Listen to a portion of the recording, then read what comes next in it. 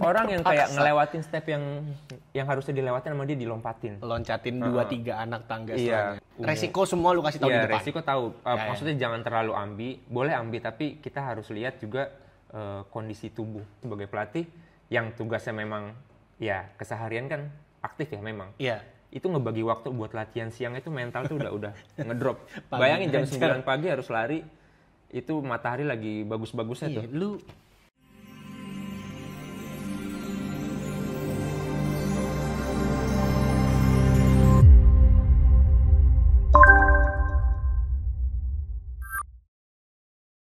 Selamat datang kembali di Celapot, Cerita Lari Podcast di YouTube channel Cerita Lari. Masih bersama gue Yana sebagai host kalian. Dan bintang tamu yang kali ini adalah orang yang gue gak tahu bener atau enggak, pertama kali tampil sebagai speaker itu waktu gue jadi host. Bener? Sebelum itu belum pernah? Betul, itu pertama kali gue ikut podcast. Dan tiba-tiba kontennya meledak viral karena bilang lari itu olahraga yang paling murah. Murah. Tapi sayangnya viralnya di akun brand dan kita tidak di-tag. Betul. Belum ada fitur collab, belum ada. Tapi hari ini kita akan hadirkan, coba kita lihat apakah statement beliau hari ini akan viral atau tidak. Ladies and gentlemen, please welcome Coach Aul. Ini dari tadi tapping, gue belum makan siang gitu. Ada sambil makan boleh kan? Ya boleh. Begitu, onionnya masih ada nggak? Masih ada onionnya. Nggak, yang satu lagi lihat yang onionnya lihat mau lihat, nggak boleh, iya. Mau gue. Nah, itu aja. Jangan lupa bintang 5. Anjing. Gak usah ditinggal di sini, porsi bersih aja. Mau sambil makan. Gak usah udah, satu aja udah cukup. Pelari kok makan banyak. Tapi jujur ya, gue mengikuti sosok beliau ini, gue ikutin sosok lu gila. Pertama kali waktu itu gugup waktu di salah satu brand lokal lah, kita bikin ada konten podcast juga. Pada saat itu masih PSBB. Iya. Masih PSBB. Sebelum kayaknya. Masih PSBB. 2021 ya? 2021 waktu itu. Tau gak, podcast tuh gini-gini. Gitu-gitu deh. Grogi biasa kalau di depan kamera. Susah ngomong depan kamera. Dan waktu itu masih terikat. Masih di dalam korporat. Masih punya korporat waktu itu ya. Emang lu pernah menyangka gak sih bakal ada, waduh gua diundang. Lu insecure gak sih? Maksudnya kayak, emang gua siapa ya gitu? Awalnya gitu, tapi memang karena ya mungkin ya kita kan kenal juga mungkin sama-sama yang kebetulan yang brand tersebut kenal juga sama gua. Jadi ya ada kemungkinan mencari bintang tamunya yang tahu lah. Tapi begitu lu tahu dipasangin nama gua, itu gue pengen tahu aja sih. Maksudnya orang tuh kalau ditandemin sama gue tuh apa sih gini, gue waktu ditandemin sama lu tuh kayak ngerasa ketolong gitu loh. Dengan kegugupan gue, lu kayak bisa memutar, misalnya kayak gue gugup, tiba-tiba lu kayak masuk, akhirnya gue jadi bisa jawab gitu loh. Memutar kegugupan gue yang bisa jadi bahan baru, yang itu kan kita nggak ada maksud yang bilang olahraga paling murah kan? Nggak ada ya? Itu gimana kejadiannya? Gue lupa dah. Waktu itu apa di bridgingnya, tapi itu naturally keluar aja gitu kan? Iya emang, ya itu kan orangnya seperti itu. antara ya udahlah ya, atau tiba-tiba rame jadi masalah gitu. Dia anjir emang. Keresahan sih, lebih keresahan. Iya. Tapi yang gue pengen highlight dari lu ini adalah memulai karir kepelatihan sebenarnya gitu. Udah dari tahun berapa sebenarnya masuk ke dunia pelatihan olahraga? Apakah emang udah serius dari zaman sekolah udah bayangan ke sini gitu, atau memang di tengah-tengah jalan belok pada akhirnya ke olahraga gitu? Enggak, jadi emang dari 2012 itu gue kan masuk kampus di Universitas Negeri Jakarta, kebetulan juga fakultas olahraga. Jadi di situ memang semua kuliah, hampir 75% itu mata kuliah gerak. Semua cabang olahraga mungkin yang sekarang lagi ngetren tuh ya itu udah alhamdulillah udah tau lah basic-basicnya. Tapi cuma dapat basicnya doang. Kayak atletik, renang, terus ada pencak silat kayak gitu, itu pasti dipelajarin di kuliah tersebut. Oh gitu. Di kampus tersebut. Oh gitu. Jadi emang udah pilihan lu dari udah dulu pilihan. SMA. Dan di kampus tersebut harus punya satu cabang olahraga yang ditekunin. Pada saat itu lu sudah nekunin olahraga? Baru kali itu gue masuk ke dunia atletik. Oh, berarti sebelumnya lu nggak? Ya bukan atletik, tapi cabang olahraga lain. Apaan? Voli. Oh, dulu anak voli. Anak voli. Oke. Nah di situ apa namanya? Gue juga nggak tahu kan ya, kuliah saya nggak kelar. Udah kena duit, udah akan kerja bro. Nah, gue juga itu gara-gara kenal duit setahun jadi mangkrak. Oh gitu? Berarti yang harusnya 4 tahun jadi 5 tahun. Tapi untuk dunia olahraga, kuliah di atas 4 tahun ya wajar. Maksudnya jangan sampai terlalu lama juga, jangan sampai kecepatan juga. Karena banyak 5 tahun masih wajar? Buat gue masih wajar. Karena banyak ilmu yang dipelajarin di kampus tersebut. Jadi belajar itu nggak harus di ruang kelas. Jadi kayak gue punya pelatih, ya akhirnya gue ngikut setahun sama pelatih gue buat kayak jadi asisten, belajar cara gimana ngadepin atlet, cara bikin program kayak gitu. Itu semua dipelajarin sampai ke psikologi masuk juga? Ada psikologi olahraga. Dari biomekanik ada, terus juga apa lagi ya? Mata kayak pedagogi kayak gitu ada. Yang paling berat di pelajaran waktu itu mata kuliah olahraga itu apa sih? Yang paling berat deh? Kayaknya nggak ada ya. Mata kuliah teori. Rendah. Ya ini teori atau praktek lah. Kalau praktek alhamdulillah nggak ada. Oke. Karena memang udah kebetulan basic suka olahraga, suka gerak. Jadi beberapa olahraga memang bisa dikuasain dengan dari tadi yang dipelajarin itu ya memang kita suka gitu loh. Paling ada yang paling menakutkan itu waktu itu renang. Karena harus nggak bisa ngapung loh. Awalnya waktu itu takut karena kolam renang itu dalamnya tuh hampir berapa ya, 5 meter apa. Anjir ya lagi. Males kita lompat dari 10 meter, lompat ke bawah dengan posisi paku gitu loh. Yang lurus gitu kan. Terus ada water trapper 15 menit, terus sama ada namanya rescue orang. Jadi kita kayak nolongin orang kelelep, itu cukup berat juga. Dipelajari. Gue berenang di kolam 1,5 meternya udah panik gue. Sampai sekarang masih belum bisa gue. Karena semakin panik badan kita semakin banyak gerak malah jadi gitu. Apa namanya ya? Ya akan nggak bisa ngambang nih kecuali kalau kita tenang. Emang harus butuh belajar sih. Masa? Tapi pada akhirnya waktu itu kesulitannya pada akhirnya gini nggak? Maksudnya itu kan lu bilang tadi mata kuliah paling susah tuh kan, teorinya dan prakteknya juga gitu kan. Pada akhirnya itu teratasi nggak sekarang? Teratasi. Sekarang jadi bisa dengan kuliah yang udah gue pelajarin di kehidupan sehari-hari itu kepake. Ya pas lagi di momen gue mencari mencari duit sebagai pelatih ya itu semua jadi udah basic gue yang udah gue punya. Berarti kan sekarang mata pencarian lu pelatih kan gitu. Pada akhirnya ini kalau jalur akademi nih ya, akademi nih. Berapa tahun pada akhirnya lu terjun ke industri lah, langsung terjun sebagai pelatih, turun ke lapangan lah. Turun ke lapangan itu gue butuh waktu. Kebetulan kan keluar dari sebelum gue lulus dari kuliah itu gue udah nempel sama, boleh sebut nama gak? Nggak apa-apa. Coach Agung. Dari MTC sama Gantar. Jadi istilahnya lo jadi kayak as coach gitu lah. Iya. Dan di situ Gantar Velocity dulu masuknya itu kayak pionirnya pelatih fisik private deh, Gantar tuh. Waktu 2015. Jadi pada saat itu belum ada pelatih fisik private? Mungkin ada tapi belum punya payung. Belum ada nama. Visioner sekali Bapak Haji. Pak Haji Agung. Oke. Pada akhirnya ya setelah itu baru dilepas. Jadi kayak nempel dulu sama pelatih yang ada di Gantar Velocity itu. Kayak ada senior saya, ada Kak Enda, ada Coach Daus. Pokoknya nempel gimana caranya. Lu tahu nih, cara yang latih yang benar kayak gini-gini. Secara prakteknya. Setelah itu ya udah dilepas. Tapi dari yang udah berjalan sambil cari cara untuk kayak bikin program kayak gitu-gitu.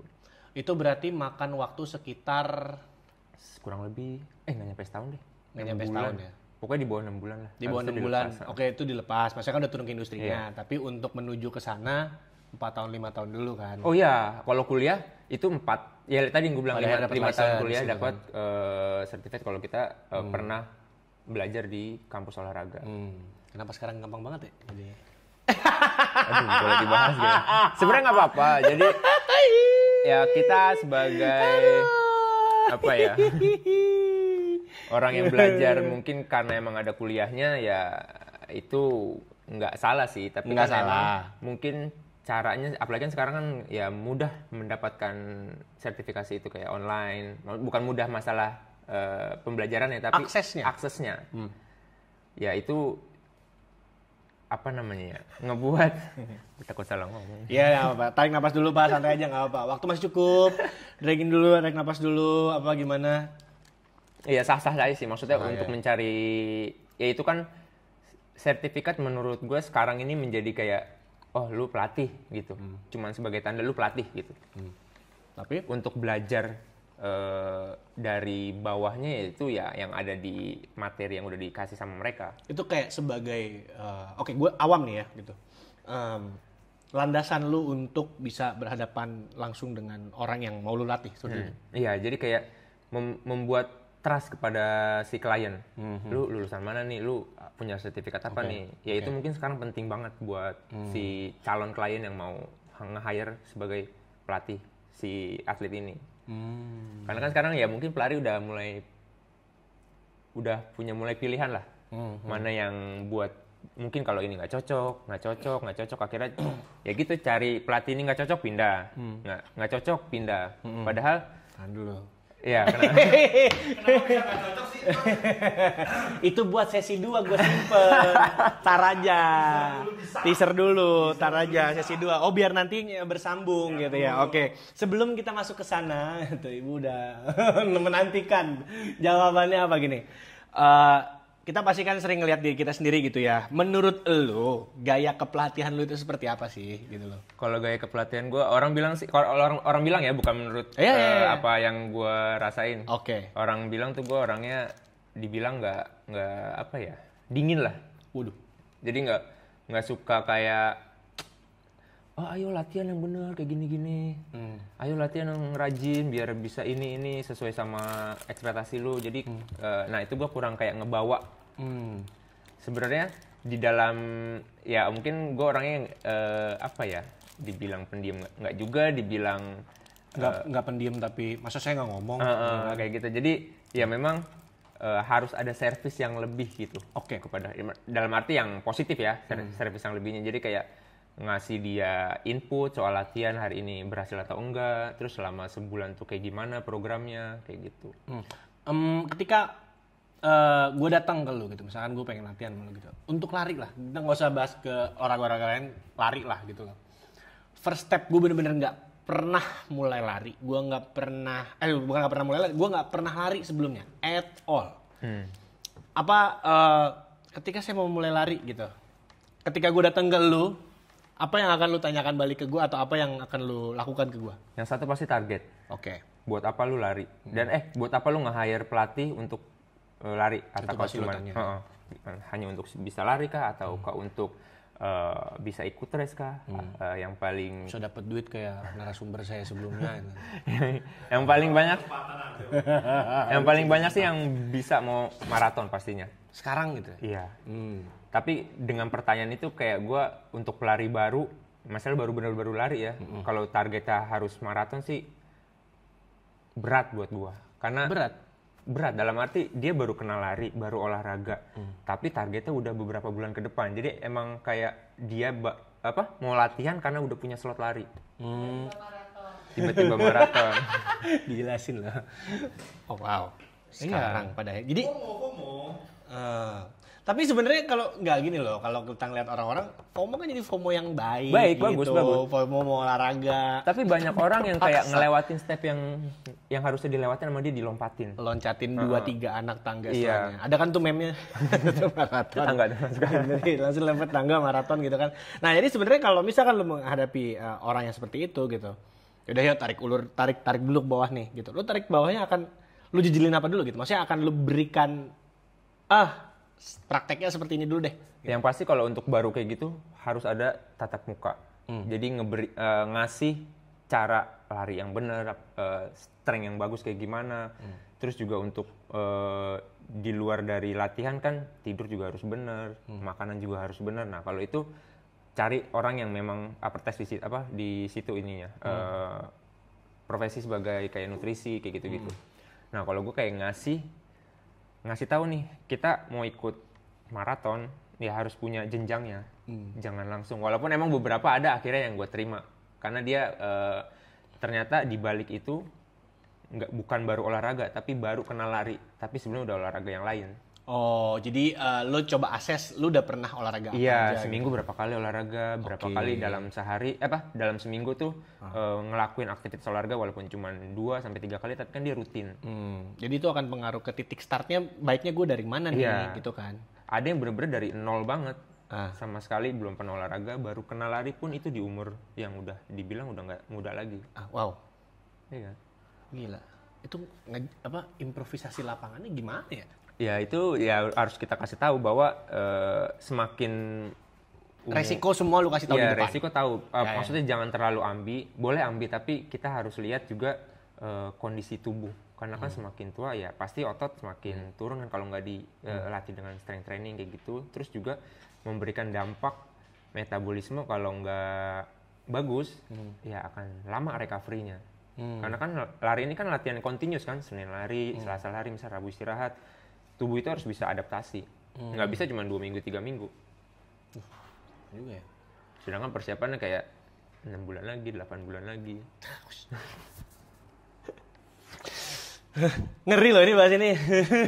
Ya ngeri nggak ngeri tapi itu kayak sebagai... Berarti itu realita yang... Ya ini ya POV sebagai pelatih ya. Oke. Itu kan jadi sebuah pekerjaan yang harus disampaikan dengan ya kita harus kasih tahu efeknya apa. Emang lo melihat kata-kata maraton itu tuh kenapa sekarang jadi pada akhirnya digandrungin banyak orang yang pengen ke situ gitu. Apakah itu menurut POV lo sebagai seorang pelatih olahraga lari gitu ya?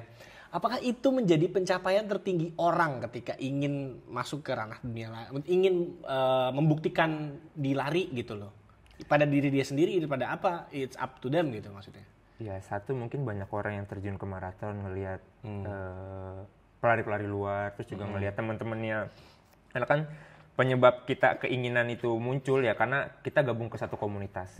Yang komunitas di mana teman-temannya udah pada bisa maraton di sini. Ternyata nggak semua orang bisa maraton dengan mudah gitu loh. Emang program maraton tuh susah banget. Ya mungkin pengalaman tahun lalu pas persiapan Berlin gimana rasanya ngebagi waktu kerja, ngebagi waktu latihan, istirahat itu susah banget. Gue sebagai pelatih yang tugasnya memang ya keseharian kan aktif ya memang. Iya. Itu ngebagi waktu buat latihan siang itu mental tuh udah ngedrop. Bayangin jam 9 pagi harus lari, itu matahari lagi bagus-bagusnya tuh. Lu juga ini kan buat diri lu sendiri juga pasti harus Pasti kan? ada. Jadi komitmen terus juga ya ketersediaan diri kita buat disiksa lah kalau ikut maraton itu. Gila. Iya waktu itu kan tahun lalu kan juga maraton. Tiap tahun pasti lu ada maratonnya. Alhamdulillah ada. Ya. Oke, gue akan sambung ke sesi 2 untuk bertanya lebih lanjut. Kalau pelatih latihan buat diri sendiri tuh gimana sih? We'll be right back after this masih bersama dengan Coach Aul di Cilepot Cerita Lari Podcast.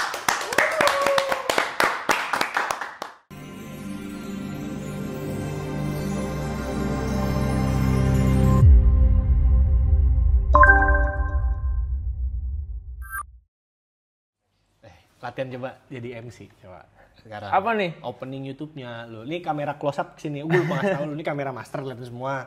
Ini kamera close up gitu. Kita opening ke kamera close up coba lo ngomong. Sih. Kembali lagi di Cilepot. Apa singkatannya? Cerita Lari Podcast. Masih bersama saya Aul dan juga saya Jeffrey Nicole. Oke, ya lumayan lah udah ada kemajuan ya sekarang. Jadi itu public speaking lu iya, emang harus belajar. Belajar? Apalagi depan kamera, sekarang kan banyak. Dulu lu kan gugup banget. Iya. Sekarang gimana sih lu ngatasin? Sedikit masih tapi lebih berani. Oke. Seiring berjalannya waktu, gue lihat sudah mulai konten, sudah mulai ngomong di depan banyak kamera. yang bermasuk. Alhamdulillah berkah ya Pak. Itu alhamdulillah berkah ya gitu. Apa yang pada akhirnya di titik mana pada akhirnya lu mulai bisa mengatasi pada saat itu kekurangan lu atau digugupnya lu pada saat di depan kamera waktu itu? Yang itu pasti sih karena sering dipanggil jadi narasumber, jadi kayak ngomong di tempat umum kayak gitu. Terus juga salah satunya ya bikin konten di depan kamera. Oke, masih inget gak konten pertama lu waktu itu? Apa ya? Gue nggak ngeliat ini Gilus setiap hari. Pokoknya konten yang paling, waktu itu kalau nggak salah kalau nggak salah ya. Yang waktu viral itu kan kita di konten. Oh itu konten orang, itu nggak di tag. Boleh disebut gak namanya? Jangan. Jangan sih gitu. Terus apa? Itu masih gue save tuh audionya. Bisa loh, sampai audio kita dipakai loh ya kan. Berapa juta yang nonton? Mentang-mentang brandnya ada luar. Lanjut. Ya satu ya pasti karena brand ini New Balance ini yang ngebuat kayak pasti ada komitmen buat bikin konten. Terus yang kedua jadi ya tahu gitu loh, ternyata bikin konten itu nggak mudah. Kadang beberapa ngambilnya cuma 45 detik tapi di scene di videonya tuh bisa sampai bermenit-menit lah. Akhirnya di-cut, akhirnya yang bagus cuma sekian.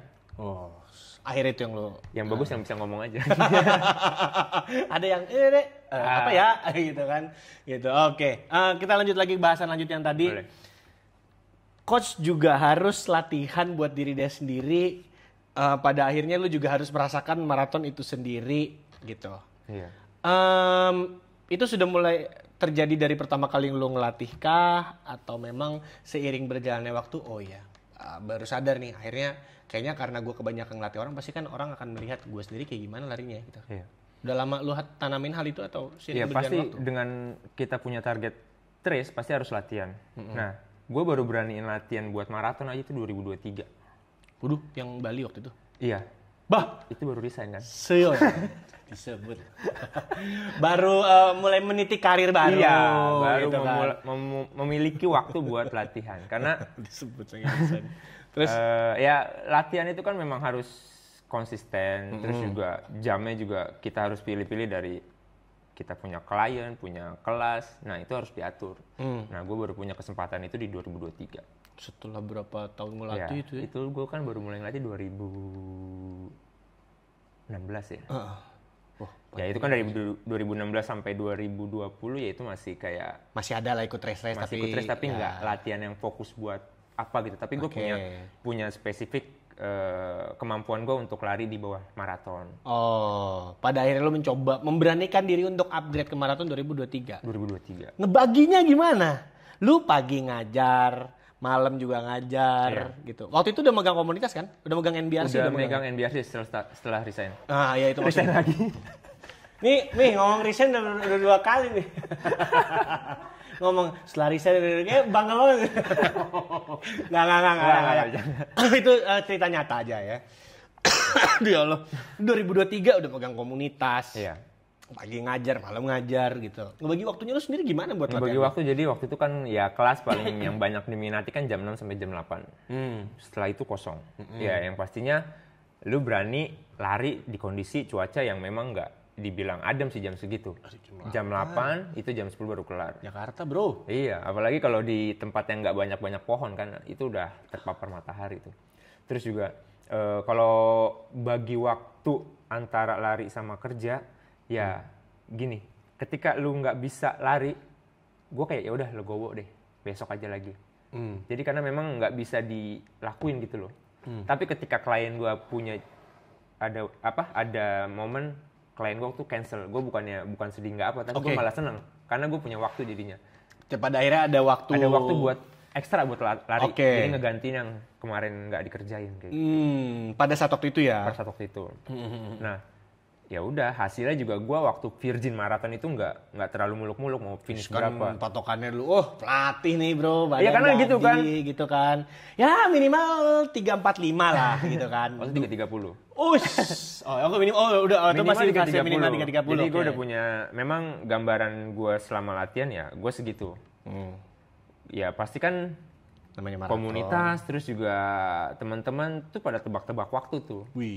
Diomongin, jadi semakin tertekan tuh. Itu males gue. Gitu. Apalagi di Bali kan kayak ngerasa, nih di Bali rutenya begini, apa gue bisa ya segini. Karena kita yang mau maraton, orang yang ngomonginnya sama orang lain lagi bukan? Bukan hanya ke kita ya? Semuanya. Terus ya udah finish. Ya cukup seneng, akhirnya finish 3 jam 21, itu Virgin. Itu Virgin.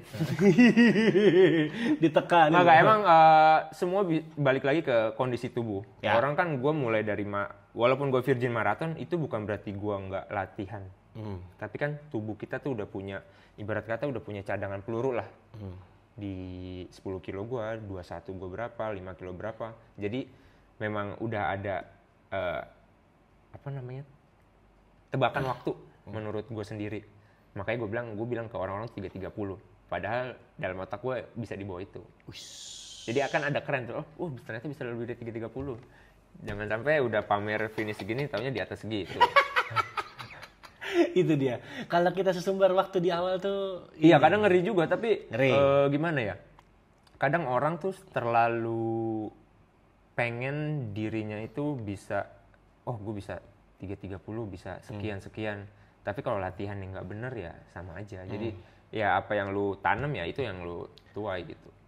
Beberapa kali gua ngobrol sama beberapa pelatih lari gitu ya. Pada akhirnya kebanyakan itu memberikan target waktunya itu tidak dari awal.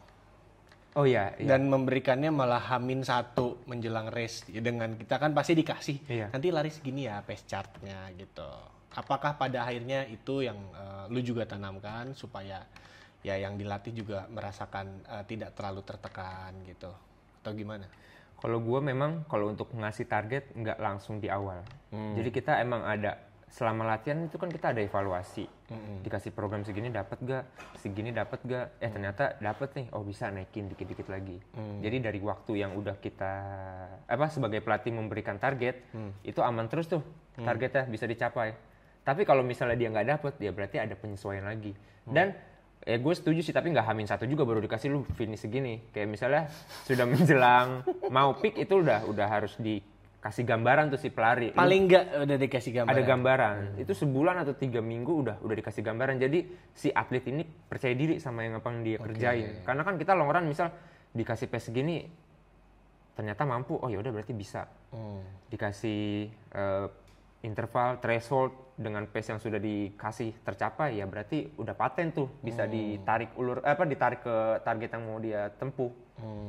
Jangan sampai ya kadang sebagai pelari juga kalau dikasihnya mendekati hari H ya takut juga sih. Ya minimal kasih gambaran lah. Atau nggak paling nggak kalau memang dia udah cukup tahu lah ya udah pakai program latihan berapa. Biasanya kalau pas peak training udah ketahuan tuh. Ketahuan ya biasanya? Ketahuan. Setelah dari peak training itu. Oke. Ya kan peak training kan macam-macam, ada yang bisa sampai 25, ada yang 30, ada yang 35, bahkan ada yang 37, itu tergantung dari tingkat pengalaman si pelarinya. Emang peak training tuh harus 30 ya? Maksudnya puncak latihan pada saat maraton tuh harus 30 banget ya? Nggak harus 30 sih. Jadi memang ada yang itu 3 jam, lari dengan 3 jam dia dapat berapa. Karena lari yang sesungguhnya setelah pada saat race itu hanya 12 kilo itu. Setelah 12 kilo makanya kan ada 30. Makanya setelah 30 itu kita mampu gak dengan pace yang udah ditargetin. Karena itu di Instagram 30 kilo lari dengan kaki, 10 kilo lari dengan otak, 2 kilo lari dengan apa gue lupa lagi tuh. Silakan sambung di kolom komentar. Kira-kira apa 30 kilo dengan kaki, 10 kilo lari dengan otak, 2 kilo lari dengan apa? Hadiahnya nanti silakan Japri Coach. Kemarin baru lihat di video kok di Instagram tuh ada. Itu emang benar. Oke, mudah-mudahan biasanya abis ini kalau lu buka YouTube ada nomor tiba-tiba nomor algoritma coy. Gitu kan. Oke. Oke, gue tarik mundur lagi sedikit. Kan lu menjadi contoh nih paling pelatih nih. Ya itulah langsung ke pertanyaannya ya. Pada akhirnya pelatih juga ikut latihan maraton, mencoba maraton juga gitu.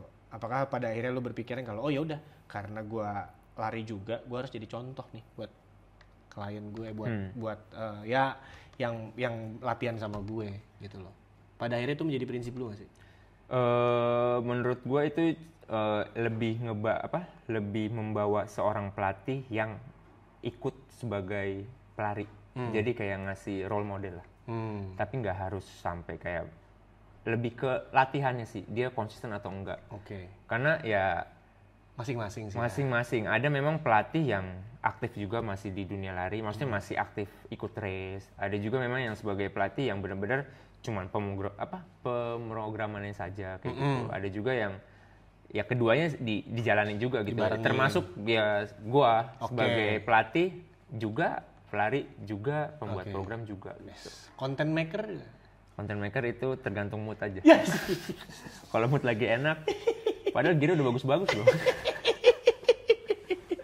Itu pada akhirnya langsung perawatan apa gitu ya? Oh iya, itu wajib. Karena di depan kamera kita harus terlihat bagus. Kalau bagus pasti wah. pada akhirnya. Terima kasih sekali industri lari memang pada akhirnya mencerahkan, membawa kita lebih baik lah. Jangan sampai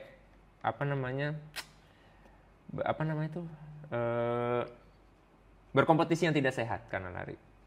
Emang kompetisi yang nggak sehat kayak apa contohnya? Ya, nggak usah dibahas, ada lagi Bang. Ya, ada offline aja nanti ya gitu ya. Oke. Next. Cross training. Oke, karena Kemarin.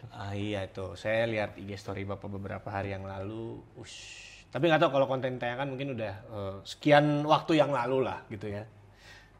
Membahas tentang cross training gitu ya.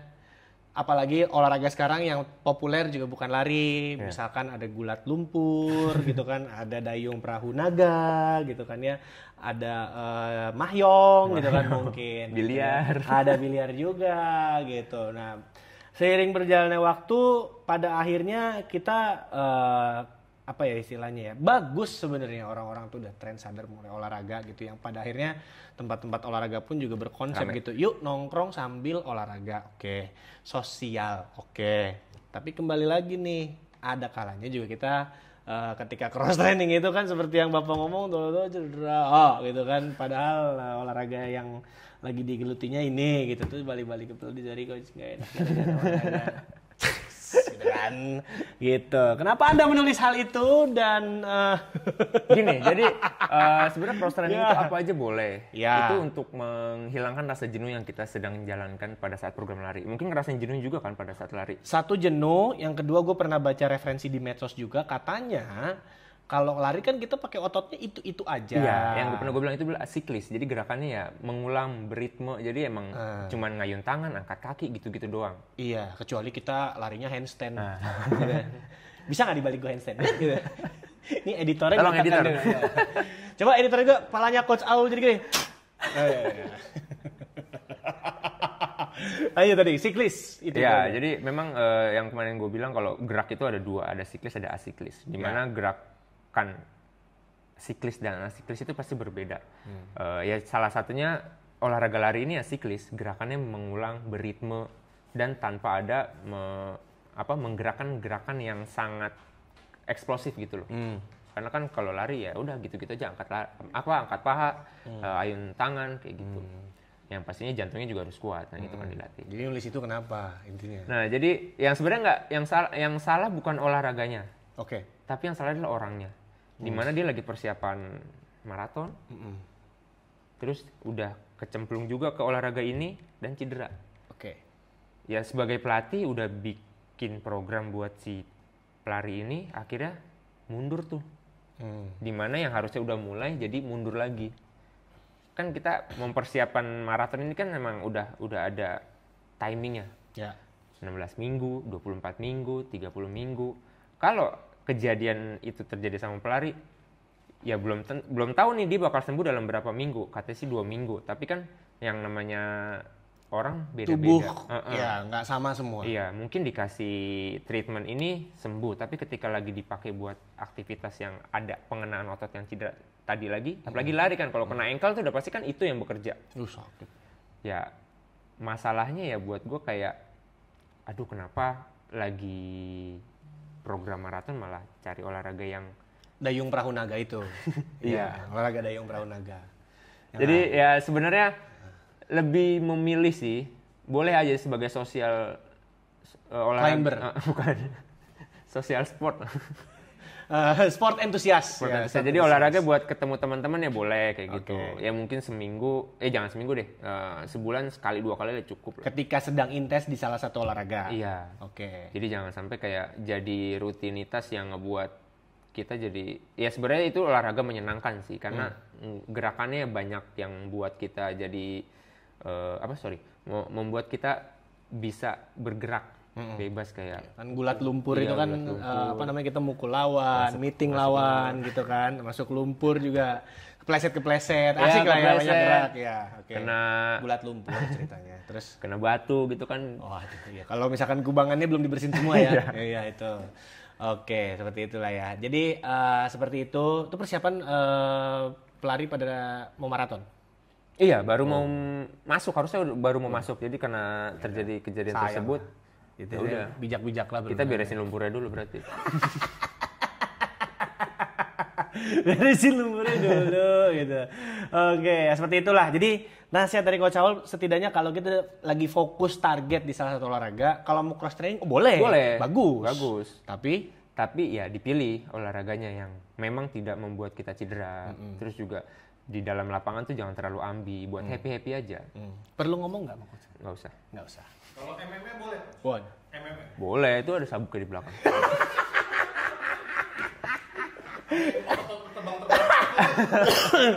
Tadi gulat lumpur.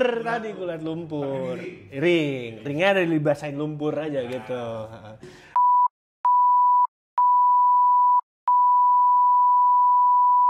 Jangan. Isu nasional jangan. Lumpur itu. Ya udah oke. Sekarang dengar-dengar katanya Anda tahun ini mau berangkat ke Kemana nih? Ke Berlin.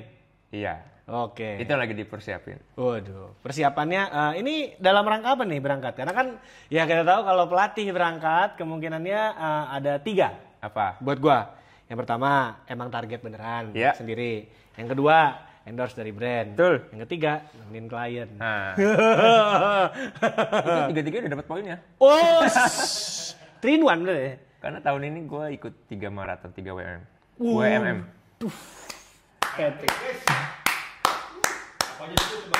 Yang pertama itu di Sydney nemenin klien. Yang kedua Berlin, itu target sendiri, tapi karena klien ada donatur jadi dibiayain semuanya. Donatur. Alhamdulillah. Nah itulah sebenarnya kita tidak bisa menganggap itu sebagai apa ya, hal yang kalau tonton dibilang enggak, itu kan sebagai reward karena ya emang lu udah tulus di profesi ini. Betul. Gitu kan. Karena emang gue juga kaget sih setelah ada info coach ikut ini, kita semua bakal cover semuanya. Itu mau nangis nggak bisa, tapi ya seneng sih dengan adanya kayak gitu. Tapi ya itu tadi harus milih lagi kan, latihan mana, kapan, terus buat ngelatih kapan. Jadi agak langsung kepecah tuh pikiran. Dimana ya orang kalau udah di endorse kan kayak harus ada tanggung jawab. Ada tanggung jawab. Kita harus punya apa yang bisa kita tampilin kepada orang yang udah ngasih kita sebagai donatur itu. Bilangnya donatur nggak apa-apa ya? Apa ya istilahnya? Sponsor. Donatur tuh kayak apa sekarang istilah kata ini? Donatur nggak boleh ngatur. Cuma donatur yang boleh ngatur. Jangan nanti ntar diserang ini loh. Feminis sama apa sih waktu itu? Aduh yang ribut-ribut itu tuh. Oh, masalah feminis atau inilah apa istilahnya kalau SJW ya SJW. Ani kuadrat. Waduh. Kalau laki apa ya? anu ya. Saya kalau ngejokes sebenarnya sini endorsementnya dari satu kelompok, bukan satu orang doang, tapi satu kelompok. Dia kayak mungkin patungan semuanya dibiayain. Nggak tahu lah. Udah nggak usah di-spill, orang nggak perlu tahu dah. Nanti jadi pengen pelatih lagi. Apa? Jadi pengen pelatih. Wah. Kita besok ini bikin sertifikasi pelatih ya. Main UMN dibayarin kan. Kali kalau brand lagi nggak ada, sepi gitu kan. Belum dari klien ya? Nah. Nggak apa-apa, rezeki masing-masing udah. Rezeki masing-masing. Ada yang maraton karena sponsor, ada yang memang karena duit sendiri, ya itu bebas lah.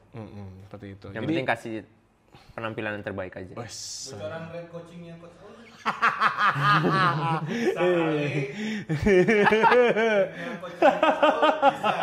Nanya bukan gue loh ya. Nanya bukan gue. Ntar tulis di ini ada mukanya dia. Gitu. Nanya ya? Iya, ada mukanya dia. Tuh dia yang nanya. Itu di belakangnya lah nanti. Itu nggak tadi gue podcast. Oh, kenapa lu mau pindah coach emangnya? Pindah lagi. Nanya Coach Aul. Pindah lagi. Ya nggak tahu. Kalau coach sekarang emang ada apa sih? Tadi saya nanya kenapa orang bisa pindah coach. Waduh. Wah itu seru sih dibahas sih. Ini orang tayu di sini. Oke. Tapi dulu zaman gua waktu jadi atlet, ya itu pelatih yang ngerebutin atlet, bukan atlet yang mau pindah-pindah pelatih. Apa karena sekarang ekosistemnya banyakan ini atletnya? Atletnya mungkin ya. Ya. Karena dulu waktu di kampus itu kan banyak atlet-atlet berprestasi. Itu mata-mata pelatih udah ngelihat ke satu atlet tersebut bakal ditarik, dan itu menjadi sebagai isu juga. Lumbung padi nih. Kalau kita terbalik sekarang. Oh sekarang gitu? Atlet yang milih-milih pelatih. Ya itu penting sih, karena emang dia bayar, dia mencari yang cocok buat diri dia, dan dia bisa improve, ya kenapa enggak gitu. Itu pilihan lah sebagai bentuk investasi ya kan gitu. Kenapa sih emang? Tetep ya, anjing tetep ya. Ya. Ya satu mungkin karena program gak cocok, terus juga kurang perhatian, ya itu kayak ngomongin gue deh. Oh iya, waduh. Apa terlalu diperhatiin? Aduh, bisa jadi mungkin ada Perhatiannya berlebihan ya. Oh, kecemburuan sosial. Aduh. Oh, dia kali yang kayak gitu. Iya. Kayaknya gitu deh. Ya, soalnya sponsornya banyak dia. Sponsornya banyak. Jadi mau nggak mau kan pelatihnya ngikut tuh. Atau mungkin pelatihnya nggak diajak, bisa jadi. Ya kan? Ini pasang muka ini ya di sini ya, yang ada backsoundnya muka siapa di sini gitu, pasang. Lihat aja gitu. Tanyanya gitu, Iya, masa? mancing-mancing. Ya tapi kembali lagi. Lari sebagai olahraga individu. Iya. Nggak melulu kita ya karena kan dalam race itu ya kita fokus sama target kita. Selama latihan ya mau nggak mau kita harus ngelawan diri kita. Tapi ada ngebantunya loh, kita bisa lari bareng-bareng. Oh ya? Misalnya, ya kita lari dengan pace yang nggak sama nih. Misal cuma beda dikit lah, tapi dengan adanya lu yang lebih cepat, ada motivasi buat bisa mendekati yang target yang dia jalani. Udah jadi industri tuh. Pacer Pacer ya? personal. Waduh. Tapi pacer personal butuh sertifikasi nggak pacer? Mau daftar dong? Wah. Apa karena udah maraton doang? ada jalur audisi. Oh iya. Oh itu harus. Harus. Harus. Ada jalur terkenal. Enggak lah. Tuh. Ada orang dalam juga. Oh iya, orang dalam. Ordal. Kerja keras sama bakat kalah sama ordal. Atau barter proyek.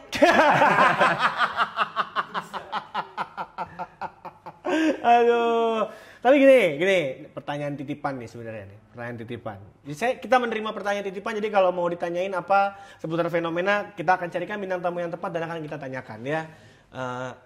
Ketika orang berangkat maraton harus ditemenin sama coachnya gitu. Iya. Kenapa ya alasan itu ya? Secara sudut pandang lu pasti kan bener kan? Kenapa gue diajak gitu ya? Maksudnya gitu. Kenapa harus ada pelatihnya juga ikut gitu? Kalau misalkan lu menganalisa hal itu, apa sih yang dirasakan sama pelarinya itu loh? Sehingga harus coach harus temenin juga gitu. Lebih ke ya mungkin tadi bukan butuh teman sih, butuh partner pada saat lari yang dimana mungkin si pelatih ini udah bisa ngebawa pace-nya dia. Ya udah sekalian aja lah sebagai pelatih gue ajak kayak gitu. Tapi ada juga yang memang gimana ya, karena gue baru udah 2 kali deh diajak ke, maksudnya di race event tertentu. Ya. Dan ya paling banyak ditemui ya itu pengen ditemenin, dia bisa Ngejaga pace yang udah ditargetin. Jadi pengen ya udah nih, lu ngasih program nih sebagai pelatih, sebagai pelari, ini lu pelatih sebagai yang udah ngasih program, tolong kawal gue sebagai pelari yang udah ngejalanin program lu kayak gitu. Kalau tulis di thread, manja amat sih ditemenin pelatih. Aduh. Di threads. Ada di threads. Itu ngiri kali. Nggak boleh ngiri, itu dari rezeki orang. Itu dia makanya. Nggak, orang tuh ngeliat mungkin gue yang ngomong gitu ya, padahal gue mengimpersonate. Tapi pas awal kalau diminta nemenin sebenarnya secara pribadi ya, bukan secara profesional, itu emang pengen apa emang pengennya lepas aja? Kalau gue sih sebagai pelatih yang dimana kalau emang itu atlet mentalnya bagus, lari sendiri. Tapi selama dia butuh memang ada partner yang bisa ngebawa dia bisa waktunya bisa sesuai target, ya kenapa enggak gitu. Sebenarnya kayak gimana ya? Gue juga nggak tahu ya, sebagai pelari tuh pengen minta ditemenin tuh pengen emang karena butuh partner atau kalau memang kayak apa ya istilahnya ya, memang ya mungkin kalau lewat jam pacing kayak kurang dapet feel-nya, ini ya, ingin mencapai goal mungkin udah wah kayaknya biar ada pelatih gue jadi motivasi gue. Dan juga sebagai pelari, ayo deh kapan lagi punya kesempatan lari di luar gitu misal. Karena kan masing-masing pelari kan beda-beda. Karena kan buat ngebiayain satu pacer aja misalnya buat berangkat ke WMM itu ya nggak kecil loh. Iyalah gitu. Makanya ini harusnya mudah-mudahan rupiah kita menguat ya. Sehingga biaya WMM tidak mahal lagi gitu. Ya sebenarnya ya tadi gue bilang kalau nggak mahal sih, relatif. Kalau mau diajak ya silakan. Kalau mau sendiri juga ya tergantung dari pelarinya, mentalnya sebesar apa. Back again semua kembali tergantung dari hasil latihan ya. Dan juga ya tadi rezeki masing-masing kan beda-beda. Betul. Tulut, nggak boleh gitu lu. Apa-apa yang tertakar-takar tertukar. Kayak ada host tambahan ya. Oke, sekarang saatnya segmen balik tanya. Tanya balik apa? Tanya balik sih. Ikat aja. Ini nih saat ini. Habis. Ini untuk memfasilitasi orang-orang yang memang tidak bisa berkomunikasi sama saya, tapi sebel sama saya. Banyak ini. Lebih banyaknya sih sebel tapi nggak ngomong sama gue ya, ngomongnya sama orang lain. Gitu ya. Atau enggak sebel pada akhirnya bikin status. Nyindir. Terus Oke, pertanyaan dari gue paling ya, lu kan sebagai pelari di mana lu ngerasain yang dulunya lari nggak pakai pelatih, sekarang pakai pelatih kan? Apa yang ngebedain lu pada saat ini? pada saat ini. Maksudnya struktur yang udah lu jalanin yang dulu nggak pakai pelatih, yang Ya. mungkin lu dulu ikut maraton berapa kali sih? Udah 7 kali saya. 7 kali. Nah itu kan mungkin ada beberapa maraton baru 1 kali kan pakai pelatih kan? 2 kali. Oh, 2 kali. 2 kali pakai pelatih. Yang mana? Yang Singapura sama Oh iya, Berlin, Singapura ya. itu maraton ya? Maraton. Ya, pokoknya lu jelasin tuh antara yang 5 nggak pakai program sama Oke. yang 2 pakai program. Ketika gue nggak pakai program pada saat itu, gue jawab nih ya. Pada saat nggak pakai program itu memang di fase itu gue lagi di fase yang kebawa hype peer group atau community gitu. Karena di circle sekitar gue itu belum ada yang bisa mengedukasi seperti sekarang ini, yang cuman pada akhirnya ngajak yuk ikut yuk gitu. Dan dulu katanya kalau nggak maraton nggak keren.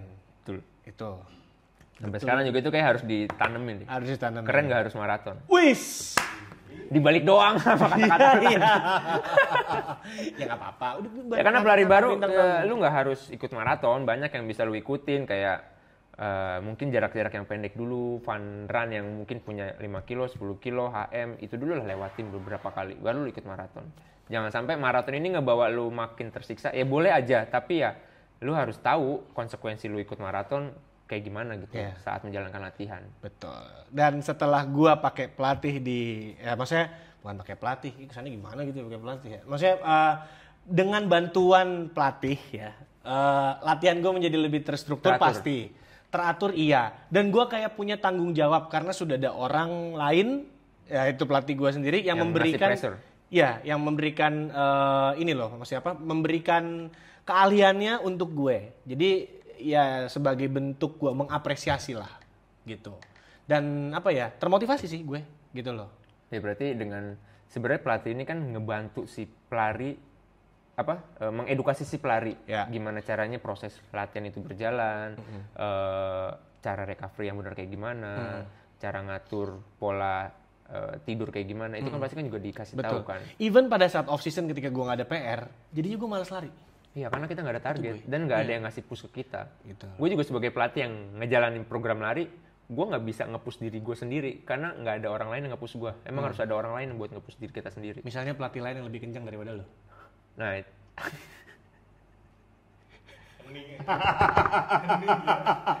Gimana?